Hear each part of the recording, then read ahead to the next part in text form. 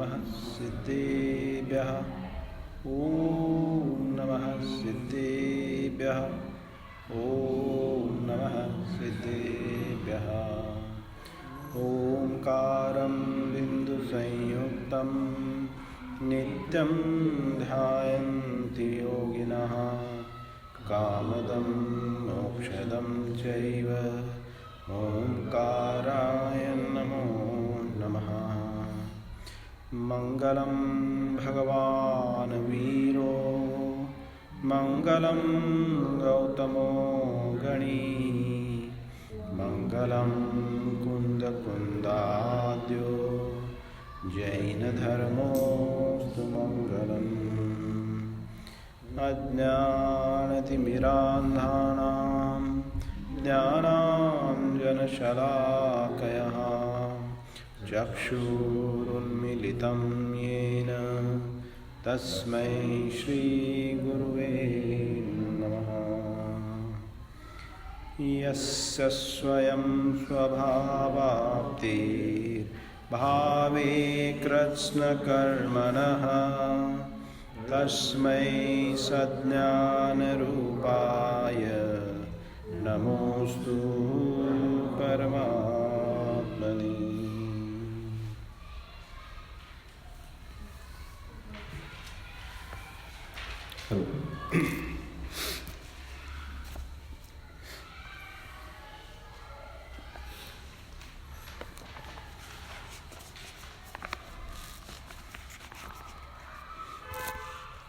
श्री इष्टोपदेश ग्रंथ के अंदर जो अपना यहाँ पे स्वाध्याय का क्रम चला हुआ है उसके अंदर में पूर्व के सत्र में श्लोक क्रमांक 34 का स्वाध्याय हम यहाँ करके आए हुए थे, जिसके अंदर में आचार्य देव ने बहुत ही मार्मिक कथन किया था कि मोक्ष के सुख के अनुभव स्वरूप में गुरु कौन होता है, जिसका उत्तर आचार्य देव ने निश्चय को ऊर्ध्व करते हुए द्रव्य दृष्टिकोण से यहाँ पे बहुत मार्मिक कथन किया कि चूंकि आत्मा का कल्याण चाहने वाला कल्याण में स्व को लगाने वाला तथा कल्याण के उपायों को जतलाने वाला और उसमें प्रयुक्त होने वाला अगर कोई द्रव्य है तो स्वयं आत्म तत्व ही है, स्वयं आत्मा ही है। इसीलिए इस विषय के भीतर आत्मा ही अपना गुरु है, अन्य कोई गुरु नहीं है। इस प्रकार से यहाँ निश्चय को मुख्य करते हुए आचार्य देव ने शिष्य को संबोधन दिया हुआ था। ऐसा क्यों, तो हमने पूर्व में समझा हुआ था कि जो कार्य होने की जो योग्यता होती है वो कार्य होने की योग्यता उस वस्तु में रहती है, और इस अपेक्षा से वहाँ पे कथन किया था कि आत्मा ही अपनी ही आत्मा का गुरु है और अन्य कोई नहीं है। इसका अर्थ ये नहीं है कि बहिरंग में हमें जो देवशास्त्र गुरु का सानिध्य मिला हुआ है उसका यहाँ निराकरण नहीं है, उसका यहाँ निराकरण नहीं होता, उसका सापेक्षता से इसका कथन किया हुआ है। व्यवहार में से जीव के अन्य द्रव्यों के साथ सारे संबंध घटित होते हैं, ऐसा सिद्धांत कहता है, और निश्चय से जो है अन्य परद्रव्यों के साथ कोई संबंध घटित नहीं होता। क्यों? क्योंकि सिद्धांत की दृष्टिकोण से व्यवहार नय जो है पराश्रित कहा हुआ है। पराश्रितो व्यवहार नयः आलाप पद्धति का सूत्र है ये। आलाप पद्धति, जिनको नयों का ज्ञान चाहिए, अच्छा ज्ञान चाहिए, नए जिनको पढ़ना है, उनको आलाप पद्धति ग्रंथ पढ़ना अनिवार्य है। और जिनको अभ्यास सूक्ष्मता से करना है आगम के भीतर, उनके लिए आलाप पद्धति और नए चक्र संग्रह, जिसका दूसरा नाम है द्रव्य स्वभाव प्रकाश, आचार्य माइल्य धवल देव का लिखा हुआ बहुत सुंदर ग्रंथ है। मुझे स्वाध्याय करने का सौभाग्य प्राप्त हुआ है उसका। ये दोनों ग्रंथों का आद्योपांत स्वाध्याय करना बहुत आवश्यक है। तो यहाँ पे नय का निषेध नहीं है, तो व्यवहार नय के आधार से, क्योंकि व्यवहार नय का कथन जो होता है वह विशेष कथन होता है, वह परद्रव्याश्रित होता है, और ऐसा परद्रव्याश्रित होने के कारण पर वस्तुओं में संबंध बताया जाता है। ये व्यवहार नय का कथन है, ये गलत नहीं है, वस्तु को समझने की अपेक्षा से किया हुआ कथन है ये। लेकिन जब निश्चय नय कथन करेगा तो निश्चय नय की परिभाषा आती है स्वाश्रितो निश्चय नयः, स्वाश्रितो निश्चया, यानी स्व आश्रित कथन जो करेगा उसे आचार्य देव कहते हैं ये निश्चय का कथन है। तो यहाँ कार्य कहाँ घटित हो रहा है? कार्य होने की योग्यता जो पा रही है वो कहाँ हो रही है? उसी वस्तु में हो रही है जिस वस्तु में कार्य घटित हो सकता है, नहीं क्या? इसीलिए यहाँ पे कहा आचार्य देव ने कि निश्चय नय से कोई किसी का शिष्य नहीं, कोई किसी का गुरु नहीं, आत्मा ही अपना ही स्वयं गुरु है, आत्मा अपना ही स्वयं शिष्य है। क्योंकि कार्य की उत्पादन की क्षमता होने के साथ में कार्य को उत्पन्न करने के लिए उपायों को जुटाना, उसकी चाह रखना और स्वयं उस कार्य रूप परिणमित होना, ये सारी शक्ति जो है वह आत्मा में ही पाई जाती है। तो इस अपेक्षा से ये कथन है ना, अपेक्षाकृत कथन को समझना। इससे बहिरंग में गुरु शिष्य का जो व्यवहार होता है वो उसका निषेध नहीं है यहाँ पे, है ना। तो ये अनेकांतात्मक कथन है, उस अपेक्षा से इसको समझना। उसका यहाँ निरोध ने, उसका वहाँ निराकरण नहीं कर रहे हैं, उसका निषेध नहीं कर रहे हैं, परंतु वह सापेक्ष कथन है। तो जब यह शिष्य सुनता है कि भाई इस विषय में, आत्म तत्व के विषय में और मोक्ष सुख के विषय में आत्मा का गुरु स्वयं ही आत्मा है, जब ऐसा आचार्य देव ने यहाँ प्रतिपादन किया है, तो उसको लेके सामान्यतः से, सहजता से क्या प्रश्न उत्पन्न होगा कि बहिरंग में पाए जाने वाले जो रिलेशनशिप्स है, जो संबंध है, उनका क्या, यानी क्या कह रहे हैं कि अन्य दूसरों की फिर सेवा नहीं करनी चाहिए क्या? शिष्य को गुरु की सेवा नहीं करनी चाहिए क्या? क्योंकि आपने क्या कहा, आपने ये कहा कि आत्मा का गुरु तो आत्मा ही होता है, अन्य कोई गुरु होता ही नहीं है। तो इससे क्या होगा, सिद्धांत की जो प्रसिद्धि जो बनी हुई है गुरु शिष्य का नाता, वो क्या हो जाएगा, उसका अपलाप हो जाएगा, उसका जो है वह अपलाप हो जाएगा।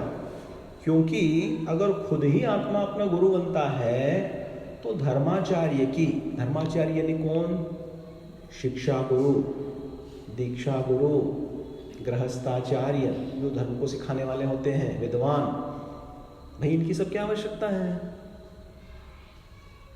आत्मा ही अपना आत्मा गुरु है, तो बाकी धर्माचार्यों की आवश्यकता क्या है? और ऐसा अगर हुआ तो धर्म का अपलाप हो जाएगा। तो इस संबंध में आचार्य देव, जब ऐसा प्रश्न उपस्थित होता है तो इस संबंध में आचार्य देव कहते हैं कि हे शिष्य तुम सुनो, ऐसा नहीं है तुम जो सोच रहे हो ऐसा, क्योंकि ये कथन जो है वह सापेक्ष कथन है। इसी को सैद्वाद कहा है, इसी को अनेकांतवाद कहा हुआ है। और इसके प्रतिपक्ष में यहाँ पे उत्तर जो हमें प्राप्त होता है वह उत्तर है 35 नंबर के श्लोक के भीतर, है ना। तो देखिए, जब ऐसा प्रश्न आता है तो आचार्य देव क्या उत्तर यहाँ प्रस्तुत करते हैं। श्लोक क्रमांक 35, नाज्ञो विज्ञत्वमायाति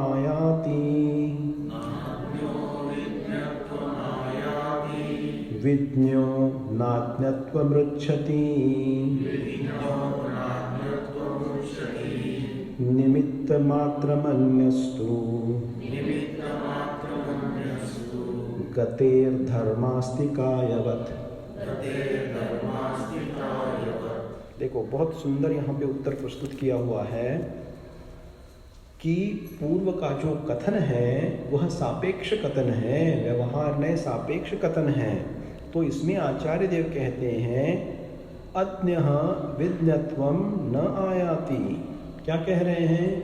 जो अज्ञानी है, अज्ञानी को ज्ञानी नहीं बनाया जा सकता। क्या कह रहे हैं? नाज्ञो विज्ञत्व मायाति, अज्ञ विज्ञत्व न आयति। जो अज्ञानी है, अज्ञानी को ज्ञान रूप में प्रवर्तित नहीं किया जा सकता। और फिर कहते हैं उसी के साथ, यानी विज्ञ, विज्ञ का अर्थ क्या होता है? ज्ञानी। अज्ञ का अर्थ क्या होता है? अज्ञानी, है ना। तो यहां पर कहते हैं विज्ञो नाज्ञत्व मृच्छति, यानी अज्ञत्वम न मृच्छति।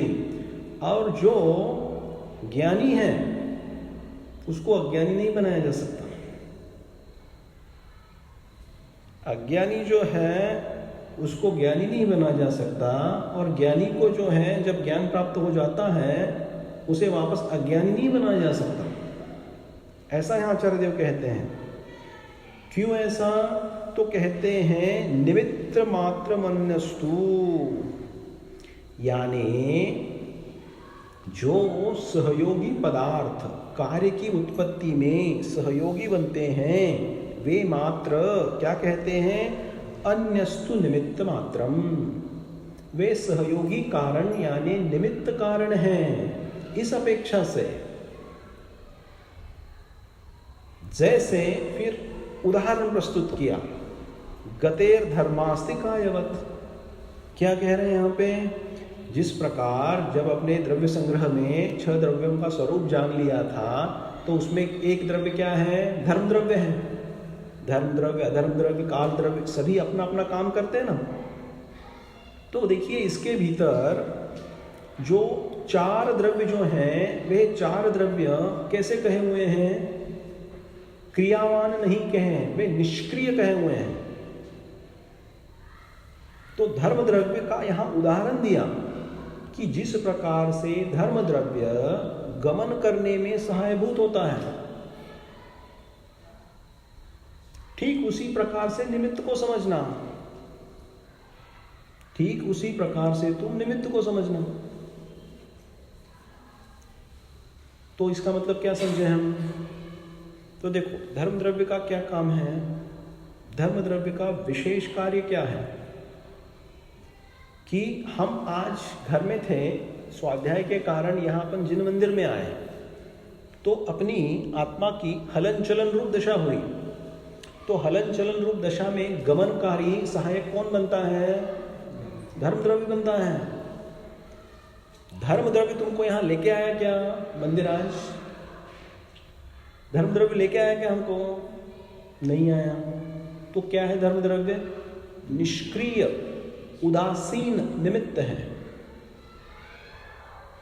लेकिन उसके रहते बिना किसी भी द्रव्य का, जो निष्क्रियवान द्रव्य है, उद्गल और जीव द्रव्य, उनकी क्रिया नहीं हो सकती।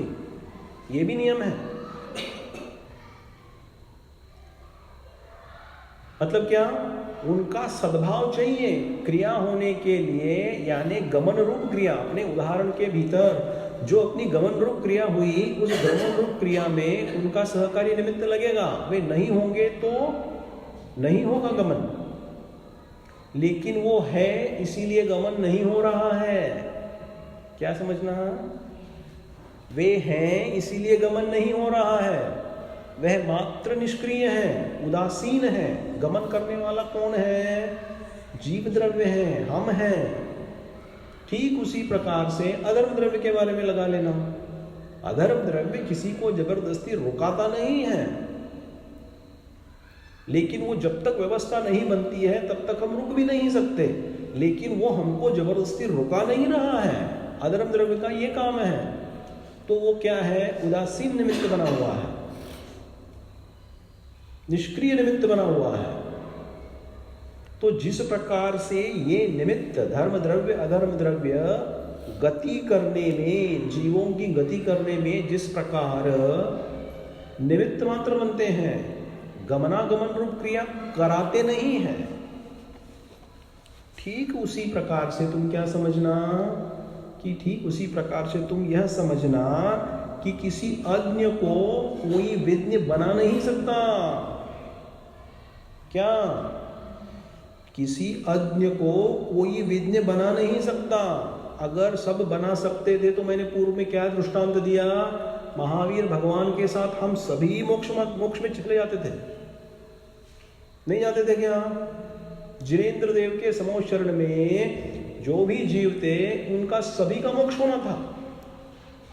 प्रथम तीर्थंकर आदि ब्रह्मा ऋषभनाथ के समोह शरण में मारीच का जीव उत्पन्न था, सुन रहा था, लेकिन कितने भव उसको काटने पड़े और अंतिम तीर्थंकर बनके वही महावीर भगवान हो गया है।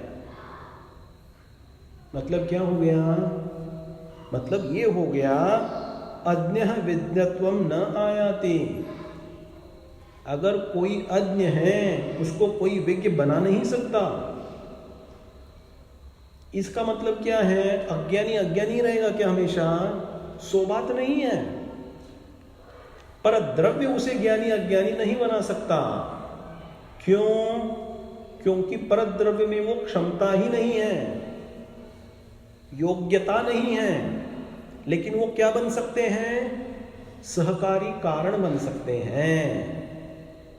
जैसे गुरु का सानिध्य पाकर देव शास्त्र गुरु का अंगीकार किए बिना सम्यक दर्शन की प्राप्ति त्रिकाल में संभव नहीं है जीव को। क्या कहा? देव शास्त्र गुरु का सानिध्य पाए बिना इस जीव को सम्यक दर्शन की प्राप्ति त्रिकाल में संभव नहीं है। ठीक उसी के साथ में देव शास्त्र गुरु का सानिध्य पाकर रत्नत्रय मिले, सम्यक दर्शन प्राप्त हो, इसकी नियामकता भी नहीं है। दोनों भी सिद्ध होते हैं। क्यों? जिनको सबको सानिध्य देव शास्त्र गुरु का प्राप्त हो गया, सभी सम्यक दृष्टि हो गए। अगर ऐसा होता तो इतने टाइम संसार में हम रहते ही नहीं भाई। परमात्मा प्रकाश के भीतर आचार्य देव ने क्या कहा हुआ है? ये जीव बहुत बार समोचरण जाके आया है, समोचरण की यात्रा इसने बहुत बार कर ली है, देशना बहुत बार सुन ली है, परंतु प्रयोजन गलत था, इसीलिए फायदा लाभ उठा नहीं पाया जीव। ये योगिंदु देव ने कहा हुआ है ये। तो इसका मतलब क्या हुआ? इसका मतलब ये हुआ कि जो परद्रव्य है, परद्रव्य के भीतर तुमको वैसा परिणमन करने की क्षमता नहीं है। और ऐसा नहीं होने के कारण यहां पे आचार्य देव कह रहे हैं अज्ञः विद्यत्वम न आयाति। तो इसमें किसी भी प्रकार का विरोध उत्पन्न हुआ क्या? गुरु को गुरु मानने में विरोध उत्पन्न हुआ क्या?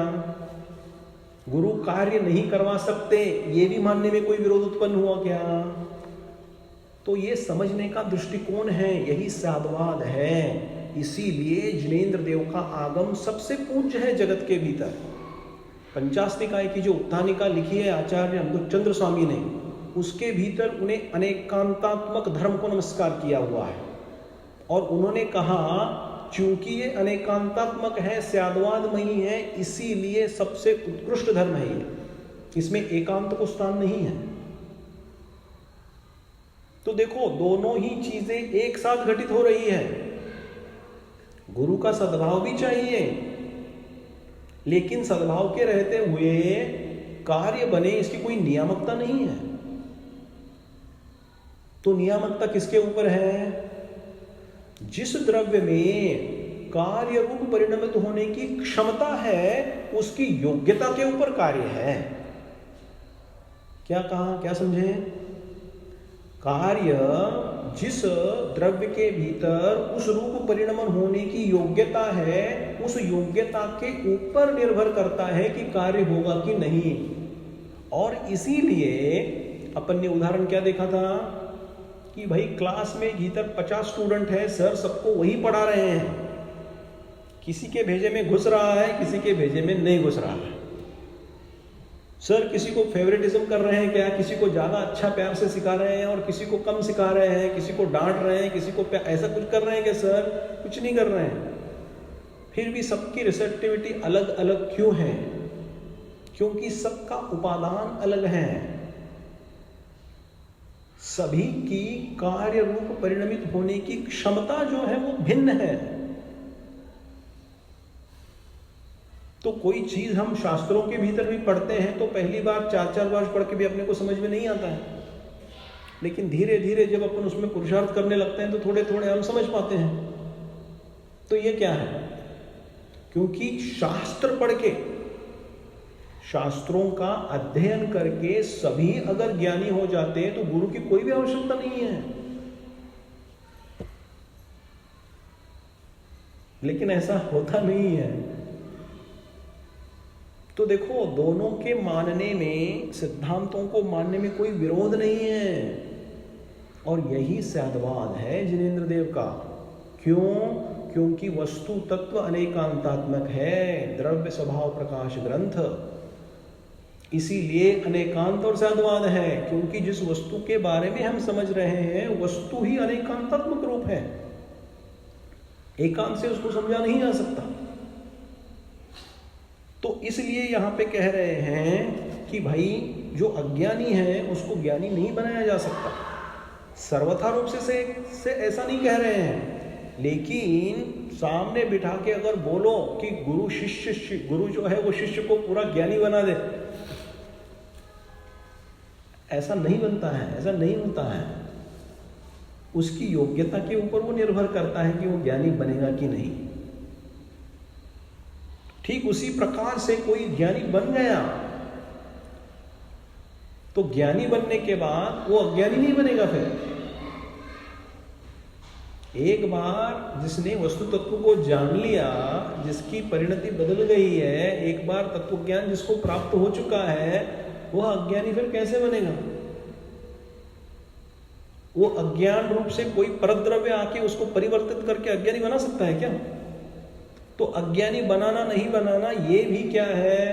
ये भी उसकी योग्यता के ऊपर ही आधारित है। इसीलिए सिद्धांत क्या कहा था पूर्व में?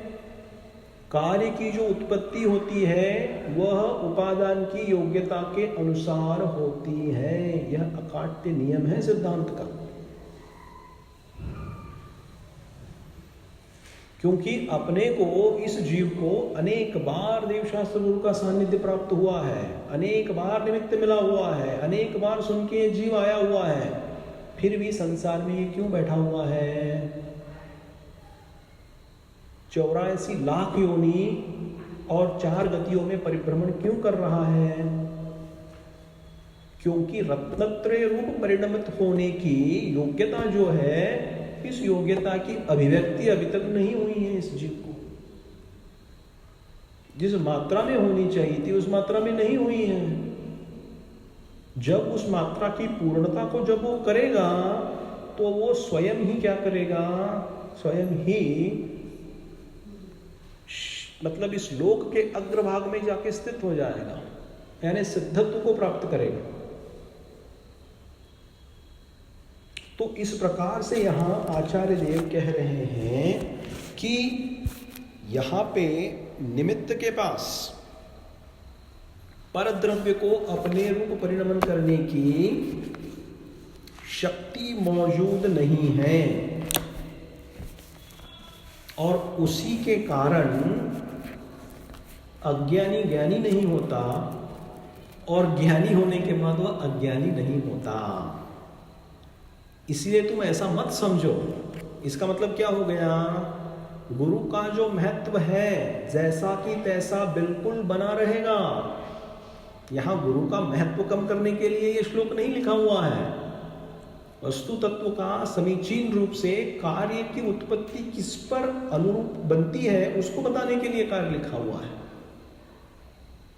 क्योंकि अगर यह ऐसा नहीं होता तो इन्हीं शास्त्रों को बनाने वाले, इतने बड़े बड़े स्तुतियों को रचाने वाले हमारे आचार्य देव गलत सिद्ध होते। फिर क्यों? कल्याण मंदिर स्तोत्र, विशाखार स्तोत्र, भक्तामर स्तोत्र, एकी भाव स्तोत्र, शांत्याष्टक, कुंद कुंद आचार्य देव की लिखी हुई दशभक्ति, ये सब निरर्थक सिद्ध हो जाते हैं। ये निरर्थक है क्या? इन सभी भक्तियों के भीतर जिनेंद्र देव की स्तुति है। आचार्य उपाध्याय सर्वसाधु मुनियों की स्तुति है। आप आगम तपोव्रत यानी देव शास्त्र गुरु इनकी स्तुति है। तो ऐसा होते हुए भी इसकी ना नहीं है, उनकी जरूरी है वो, इसीलिए निमित्त कुछ नहीं करता, सो बात नहीं है।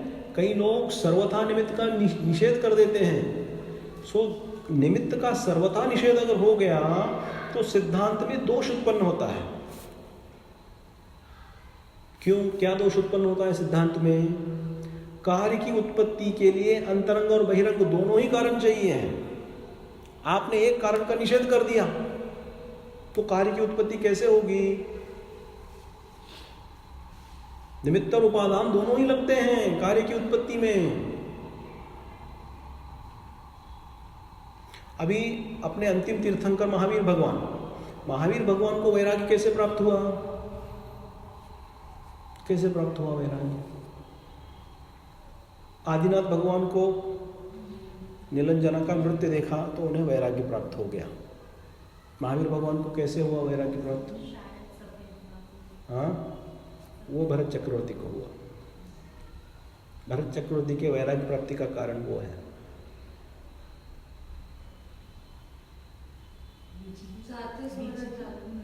जाति स्मरण। महावीर भगवान, आगम हमारे ये कहते हैं, महावीर भगवान को वो जाति स्मरण से वैराग्य की प्राप्ति हुई।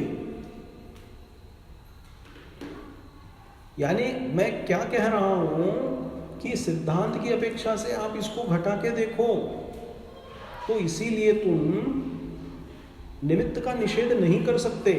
अब एक विद्वान समूह का वर्ग बन चुका है जो संपूर्ण निमित्त का निषेध करता है। वो सही नहीं है, वो दोषपूर्ण है। क्योंकि प्रमाण दृष्टिकोण से जब हम देखते हैं, प्रमाण दृष्टिकोण से अगर देखें तो उसके भीतर दोनों भी लगेंगे, निमित्त भी लगेगा और उपादान भी लगेगा, अंतरंग कारण भी लगेंगे, बहिरंग कारण भी लगेंगे। इसीलिए उपादान कुछ निमित्त कुछ नहीं करता ऐसे जो बोलते हैं वो गलत है। क्योंकि वहां आगम के भीतर, चारों अनुयोगों के भीतर कहीं पे भी किसी भी पूर्वाचार्य ने निमित्त का निषेध नहीं किया है। निमित्त का निषेध कई आधुनिक पंडित लोग करते हैं, वो बात भिन्न है। हम पूर्वाचार्यों के उस पर जाएंगे, पूर्वाचार्य जो हमको बताया वही हमको ग्रहणीय है। तो यहाँ पे क्या बोल रहे हैं? यहाँ स्वयं खुद आचार्य देव, पूज्यपाद आचार्य देव, जिन्होंने शांताष्टक लिखा हुआ है। आपने शांताष्टक पढ़ा हुआ है? हाँ, आंखों में आंसू आ जाएंगे, ऐसे भगवान की स्तुति है उसमें। तो ये स्तुति निरर्थक नहीं है और उसी आचार्य देव ने ये काव्य यहाँ पे लिखा हुआ है। मतलब क्या है? मतलब ये है कि निमित्त कुछ नहीं करता, सो बात नहीं है, लेकिन कार्य की उत्पत्ति में निमित्त की अपेक्षा है। परंतु कार्य जो उत्पन्न होगा वह उपादान के अनुसार ही होगा, निमित्त के अनुसार नहीं। यह सिद्धांत वचन है, इसको ग्रहण करना है हमें। तो इस जाति से हम अगर पढ़ते गए ना तो कंफ्यूजन नहीं रहेगा।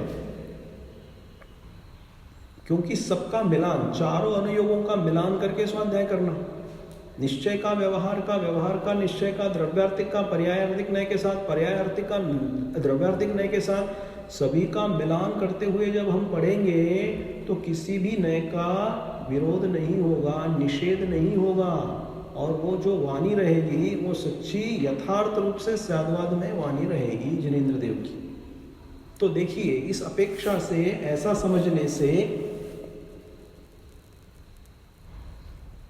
गुरु का कोई रोल नहीं होता, ये सिद्ध नहीं होता, और गुरु है इसीलिए कार्य होगा, ये भी सिद्ध नहीं होता है कि नहीं? किसी को शंका है इस बारे में? कोई जिज्ञासा है इस बारे में? क्योंकि ये कथन जो है ना, ये बहुत महत्वपूर्ण है, क्योंकि इसको ठीक से नहीं समझे ना, अनेक भ्रांतियों के कारण हम बन सकते हैं, अनेक भ्रांतियां उत्पन्न हो सकती हैं। तो दोनों नियम को यहाँ पे स्वीकार करके आचार्य देव ने कथन किया है, क्योंकि पूर्व के श्लोक में गुरु का महत्व बताया, तो व्यवहार ने कोई निषेध नहीं किया हुआ है, लेकिन कार्य की निष्पत्ति योग्यता के ऊपर अनुसार होती है, सो भी इसके भीतर कहा हुआ है। तो इस प्रकार यहाँ आचार्य देव ने देखो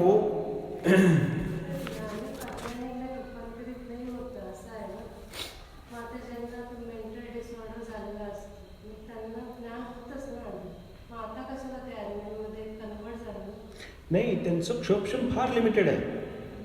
ते जे तुम्ही केस सांगितला है, उस केस के भीतर उनका क्षोभक्षम इतना लिमिटेड है, कर्मों का इतना सघन आवरण है, वहां पे कोई भी कुछ किया तो कर नहीं सकते। सेम एग्जाम्पल अभावी जीव में दे लो। अभावी जीव के सामने बैठ के आप कितने भी शास्त्र सिखा लो, उनको कभी मोक्ष की प्राप्ति नहीं होने वाली है, सम्यक दर्शन की प्राप्ति नहीं होने वाली है, वो अज्ञानी के अज्ञानी बने रहेंगे। वो ऐसा है। जब उनकी पर्याय बदलेगी, जब उनके कर्मों का आवरण बदलेगा, या फिर क्षोभक्षम उनका बढ़ जाएगा, यानी योग्यता जब उनमें खुद में आएगी, आधी असते ती योग्यता नसते का?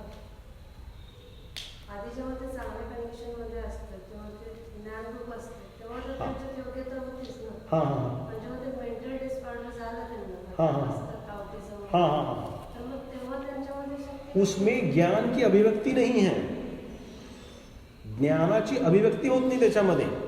तुम्ही जे एक्झाम्पल देताय, यांचा प्रश्न कळला का तुम्हाला? प्रश्न कळला का? प्रश्न काय आहे? एक कोणतं ज्ञानी व्यक्ती आहे, आता ज्ञानी म्हणजे धर्मज्ञानी नाही समजू आपण, नॉर्मल ज्ञानी पण समजू आपण, लौकिक क्षेत्रामध्ये असणारा ज्ञानी व्यक्ती, आणि त्याला नंतर मेंटल डिसऑर्डर होतं, आणि नंतर मेंटल डिसऑर्डर होऊन त्याला काय, म्हणजे लोक त्याला वेडा म्हणतात, तो वेडा झाला। मग ते म्हणतात की ह्या दृष्टीने तो ज्ञानी होता, तो अज्ञानी होत नाही असं तुम्ही म्हणताय, हे कसं सत्य झालं असं ते म्हणायला लागलं। बरोबर आहे ना? असंच म्हणताय ना तुम्ही? हा, योग्यता जी आहे ना, ती योग्यता बदलते ना। नाही नाही नाही, हे बघा, ज्ञानी आणि अज्ञानी, अज्ञानी ज्यावेळी होती त्यावेळी काय होती, त्याची योग्यता नव्हती, पण तो ज्ञानी झाला, त्याची योग्यता आली। त्याचप्रमाणे जर कोणी ज्ञानी असेल, तो अज्ञानी म्हणजे त्याची योग्यता पण बदलू शकते। दुसरा कोणी परद्रव्य त्याला बदलू शकत नाही, हा पॉइंट आहे याच्यामध्ये, कळलं का? परद्रव्य कोणी चेंज करू शकत नाही, कारण आपलं डिस्कशन काय चाललंय ते, की भाई गुरु काय करू शकतो, हे डिस्कशन चाललंय ना। मग इथं काय सांगायला लागले की कार्य जे होणार ती योग्यतेच्या अनुसार होणार, परद्रव्याने कार्य नाही होणार। त्यामुळं ह्या सगळ्या गोष्टींचा त्याच्यामध्ये रोल आहे, कर्माचा पण रोल आहे, मग त्याच्यामुळे कार्याची उत्पत्ती होणार, असा सिद्धांत आहे।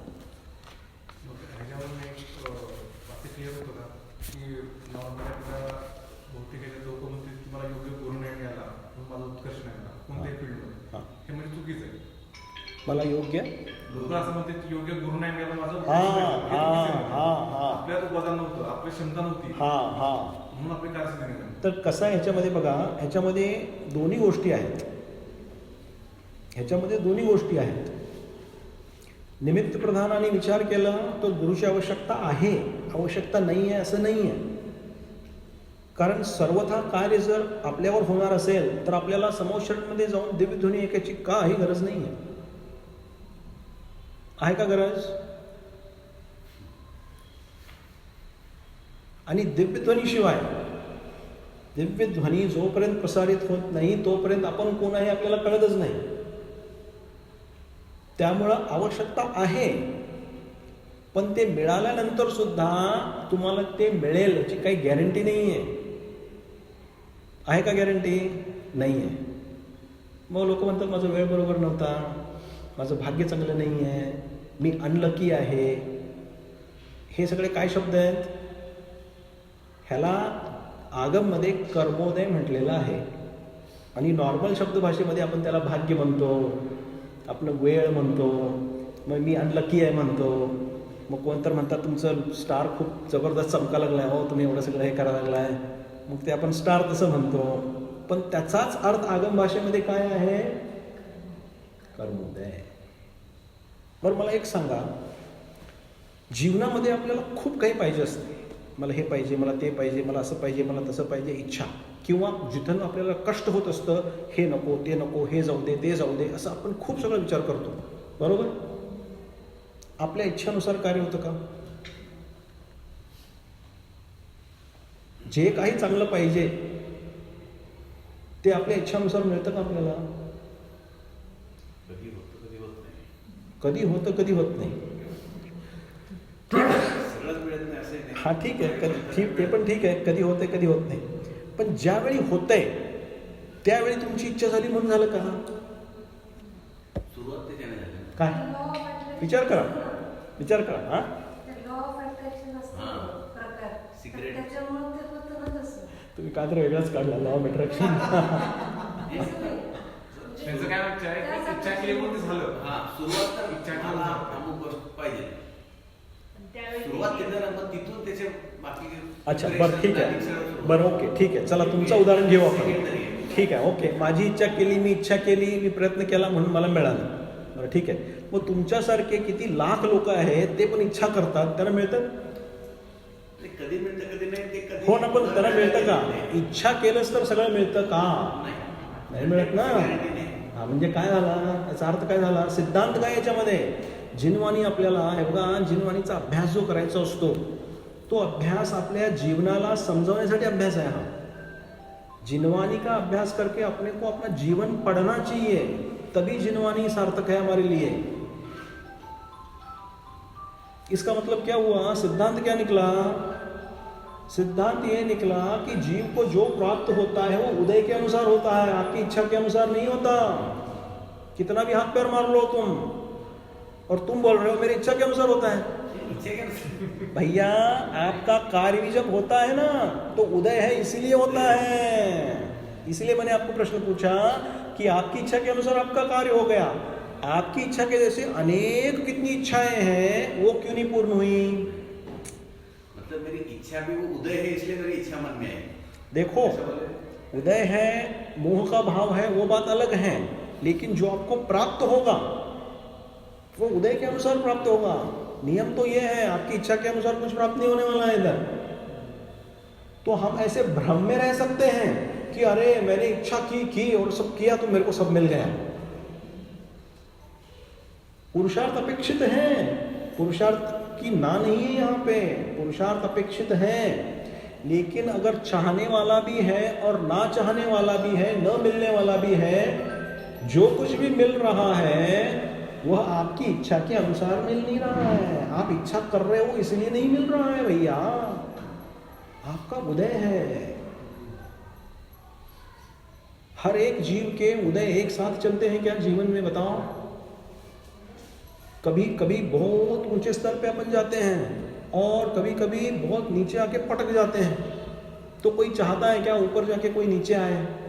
लेकिन हम दुनिया के भीतर देखते ही हैं, ऊपर नीचे आना जाना चलता ही रहता है. तो ये क्या है? तो सब कुछ हमारी इच्छाओं के अनुसार हो ऐसा नहीं है. ये सब सारी व्यवस्थाएं उदयाधीन है. जब इसको तुम स्वीकार करोगे तब बहुत तीव्र क्लेश राग द्वेष से बचोगे. ये जिनवानी का आदेश है, इसीलिए इसको ऐसा पढ़ना है और जीवन में उतारना है.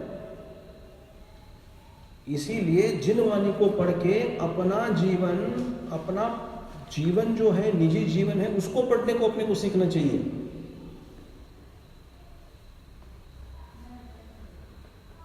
और हमको क्या भ्रांति हुई है इससे कि भाई निमित्त की बुद्धि हुई है, यानी सब कुछ निमित्तों के आधार से चलता है जीवन के भीतर. मेरा अच्छा होता है तो उसके कारण होता है, अगर बुरा होता है तो इसके कारण होता है. ये घटना नहीं घटती तो ऐसा नहीं होता, वो घटना नहीं घटती तो वैसा नहीं होता. तो आगम के भीतर इसको क्या कहा हुआ है कि ऐसी बुद्धि, जिस बुद्धि के भीतर यह स्वीकार है कि मेरा अगर अच्छा कुछ होने वाला है तो निमित्तों के कारण होगा, मेरा कुछ बुरा होने वाला है तो भी निमित्तों के कारण ही होगा। 99% सभी जीवों की बुद्धि यही चलती है। क्यों? क्योंकि आगम के भीतर प्रवेश नहीं है, वस्तु तत्व के भीतर प्रवेश नहीं है। क्या बोलना, मैं बार बार बोलता हूं, आंखों से जो दिखता है वो सत्य है, ये कोई नियम नहीं है। तो 99% जीवों की बुद्धि यही चलती है कि सब कुछ मेरे जीवन के भीतर जो घटित हो रहा है वो निमित्त के आधार से चल रहा है। तो इसको आगम के भीतर कहा निमित्ताधीन बुद्धि। मतलब क्या? कार्य की उत्पत्ति एकांत रूप से निमित्त के कारण मानना। और यहां निश्चय ने जो है वो क्या कहता है, तो वो लाइन आती है निश्चय ने, जो तो कविराज ने जो लिखा हुआ है, होता स्वयं जगत परिणाम। आगे क्या है? मैं जग का क्या करता काम। क्या अर्थ है इसका? निमित्ताधीन बुद्धि को तोड़ रहे हैं उसमें, क्योंकि हमने क्या सोच लिया है, दुसऱ्यांच्या मुळेच माझं चांगलं होणार आहे, दुसऱ्यांच्या मुळेच माझं वाईट होणार। अरे उदय की भी तो कोई व्यवस्था है, उसको तो भी तो स्वीकारो। तो यहां पे निमित्ताधीन बुद्धि का क्या कर रहे हैं, एकांत रूप निमित्ताधीन बुद्धि जो जीव के भीतर बैठी हुई है उसका यहां खंडन हो रहा है। जैसे 12 भावनाओं के भीतर जो पहली भावना है, कौन सी भावना? कौन सी भावना? पहली भावना अनित्य भावना, जिसको अध्रुव भावना भी कहा हुआ है। अनित्य भावना का क्या अर्थ है? इस जीव ने एकांत से ये मान लिया है कि सब कुछ नित्य है, कुछ मेरे से छूटने नहीं वाला है, सब कुछ मेरे साथ में रहने वाला है। उस बुद्धि को वहां तोड़ रहे हैं, निमित्ताधीन बुद्धि को वहां तोड़ रहे हैं। तो कार्य की जो उत्पत्ति होती है वो कार्य की उत्पत्ति योग्यता के अनुसार होती है, उसमें सहकारी कारण निमित्त जरूर बनता है। निमित्त वहां नहीं रहे तो कार्य भी नहीं होगा, ये भी उतना ही सत्य है। लेकिन निमित्त के कारण कार्य नहीं होता।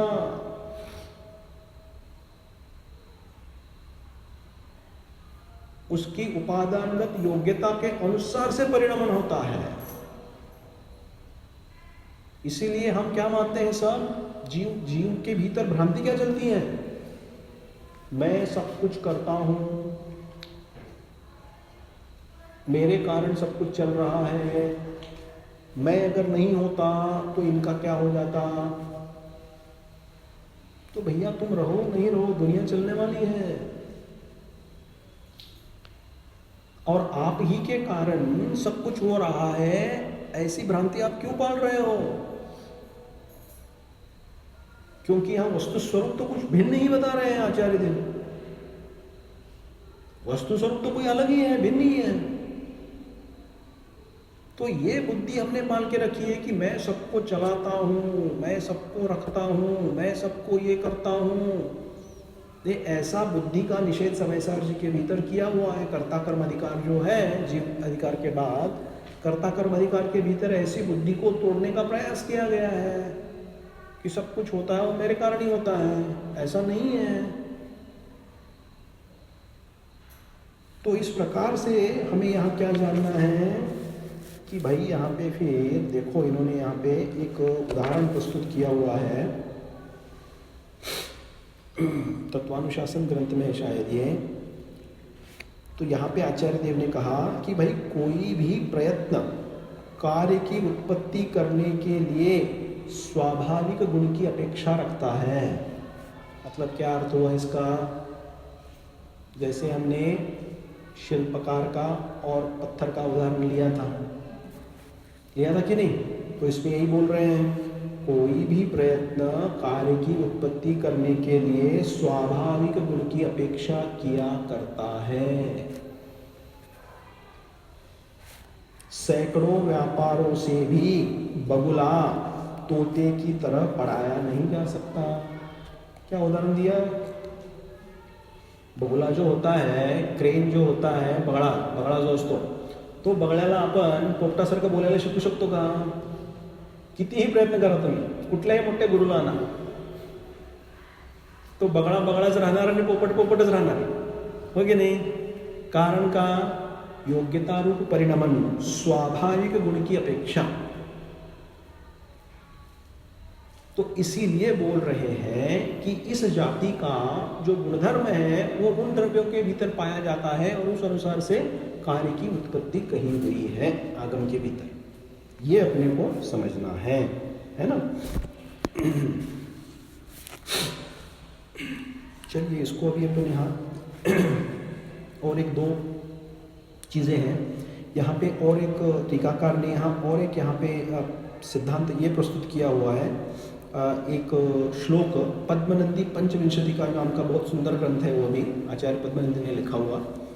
तो उसमें यहाँ पे एक श्लोक यहाँ पे उद्धृत किया हुआ है, जिस श्लोक का अर्थ ये बनता है, क्या बनता है कि भाई कोई योगी, यानी अभी मुनिराज का यहाँ उदाहरण दे रहे हैं और उसको उदाहरण के भीतर से बोल रहे हैं, जिसके कारण भय से घबराई हुई सारी दुनिया मार्ग को छोड़कर इधर उधर भटकने लग जाए, ऐसे वज्र के गिरने पर, वज्र का गिरना मतलब क्या? जो लाइटनिंग, थंडर लाइटनिंग होता है और जो गिर जाता है ना, उसको बोल रहे हैं। उसके करने से क्या हो जाता है? लोगों के मन में भय उत्पन्न होता है, प्राणियों के मन में भय उत्पन्न होता है, और ऐसा करने से हर जगह वो भागने लगते हैं। तो कहते हैं अतुल शांति संपन्न योगी, जो योगी ध्यानस्थ मुद्रा में स्थित है, अतुल संपन्न योगी है, वह चलायमान नहीं होते, वे डरते नहीं हैं इन चीजों से। तब ज्ञान रूपी प्रदीप से जिन्होंने मोह रूपी महान अंधकार को नष्ट कर दिया है, ऐसे सम्यक दृष्टि जीव क्या शेष परिशहों के आने पर चलायमान होंगे? नहीं, अर्थात वे चलायमान नहीं होंगे। ये किस परिप्रेक्ष्य में दिया हुआ है कि भाई जो तत्वज्ञानी बन गया है, वो तत्वज्ञानी कोई बहुत बड़ी आपत्ति जीव के भीतर आ गई तो वो अतत्व श्रद्धानी नहीं बनता है, जो कोई तत्वज्ञानी जीव है। तो इस परिप्रेक्ष्य में यहाँ पे ये संदर्भ यहाँ पे प्रस्तुत किया हुआ है अपने लिए, है ना? तो इस प्रकार से व्यवहार के अंदर गुरु शिष्य का संबंध भी बनता है। गुरु शिष्य के प्रति योग्य विनयादिक व्यवहार जो आगम के भीतर ही बताया है, उसको भी करना होता है, वैयावृत्ति भी करनी होती है, सारे यथा योग्य कर्तव्य रूप परिणमन जो है वो भी करना होता है। उसको भी यहाँ ना नहीं है, क्योंकि उसका यहाँ निषेध नहीं है। और उसी के साथ में ये भी बताया जा रहा है कि जो कुछ भी कार्य की उत्पत्ति हो रही है वो योग्यता के अनुसार हो रही है, पर द्रव्य के कारण नहीं, है ना? तो देखिए बहुत सुंदर यहाँ पे, बहुत मार्मिक है ऐसा श्लोक, क्योंकि ये ग्रंथ ही बहुत बड़ा महान ग्रंथ है 51 श्लोक, लेकिन इन श्लोकों में इतना सार भरा हुआ है, बहुत सार भरा हुआ है हर श्लोक में। आचार्य देव का बहुत उपकार है, बहुत उपकार है ना? तो चलिए इस प्रकार से अपना यहाँ पे 35 नंबर का जो स्वाध्याय है यहाँ पे समाप्त होता है। अब अगले सत्र के भीतर जब आएंगे तो 36 श्लोक का यहाँ पे अपन स्वाध्याय करेंगे। जय नमः जय दुशासन, जय नमः जय दुशासन।